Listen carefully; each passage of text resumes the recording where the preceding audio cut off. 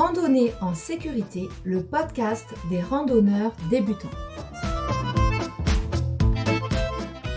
Bonjour, je m'appelle Caroline et je suis animatrice bénévole en randonnée pédestre, diplômée de la Fédération française de randonnée.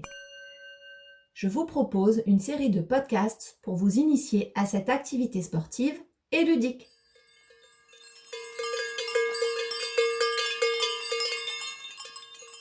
Dans ce deuxième épisode, je vous propose de vous intéresser à votre compagnon de route. Oui, celui que vous avez tous maudit un jour ou l'autre. Mais pourquoi tu veux t'intéresser à moi? Mais non, je parle du sac à dos, celui qui est indispensable. Quelle que soit la longueur du sentier que vous empruntez, ne partez pas sans sac à dos. Ah, celui-là? Oui, d'ailleurs, j'ai commencé à le préparer.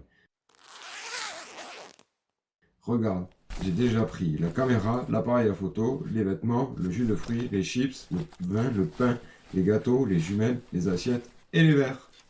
Je crois que tout ça demande un peu d'organisation pour t'y retrouver rapidement et surtout ne rien oublier. Vous l'aurez compris, je vais vous présenter le mode d'emploi du sac à dos de rando. Tout d'abord, nous nous intéresserons à ce que l'on met dedans, puis comment on le met dedans, et enfin, nous regarderons la taille du sac.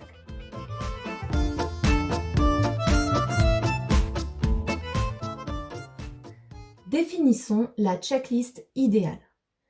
Pour quelques heures de balade ou une journée, il faut toujours emporter avec soi des lunettes de soleil, la crème solaire, un chapeau, un vêtement de pluie, une veste polaire, fine ou épaisse selon la saison et la température, des bâtons de marche, des vivres de course comme des barres de céréales, des fruits secs, un pique-nique, de l'eau, minimum 1,5 litre, une couverture de survie, un sifflet, du papier hygiénique, un couteau et la carte.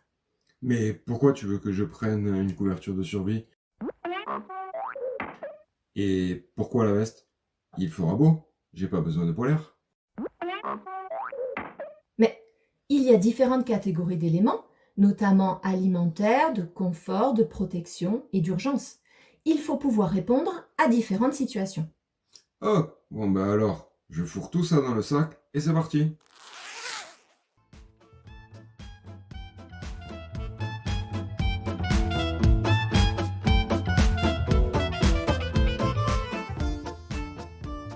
Attends, mettons un peu d'organisation. Organiser son sac à dos est tout un art. Pour obtenir un bon portant, le principe de base est de répartir la charge au maximum sur le bassin et de façon à ce que le centre de gravité soit le plus près du corps. Ni trop bas, ni trop haut. Il faudra également veiller à équilibrer les charges. La répartition du poids permettra de garantir le confort et la sécurité de marche. Et maintenant, je peux remplir mon sac. D'abord l'eau, puis la nourriture, puis la polaire et la veste. Stop!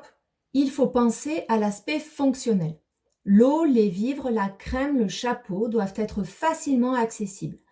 Les vêtements de protection en haut du sac, la couche de chaleur au fond du sac. Les affaires personnelles peuvent être rangées dans des sacs plastiques pour assurer l'imperméabilité.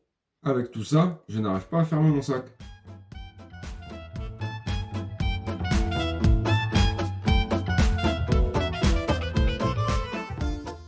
Évidemment, choisissons le litrage.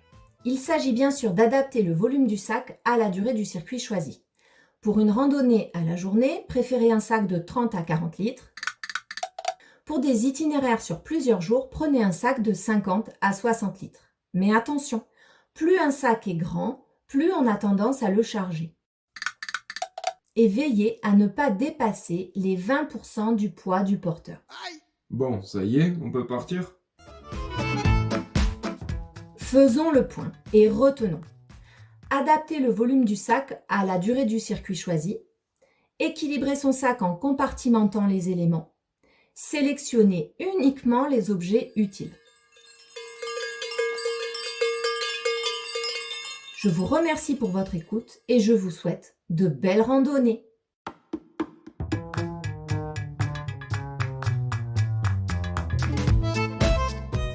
C'était Caroline pour Randonnée en sécurité,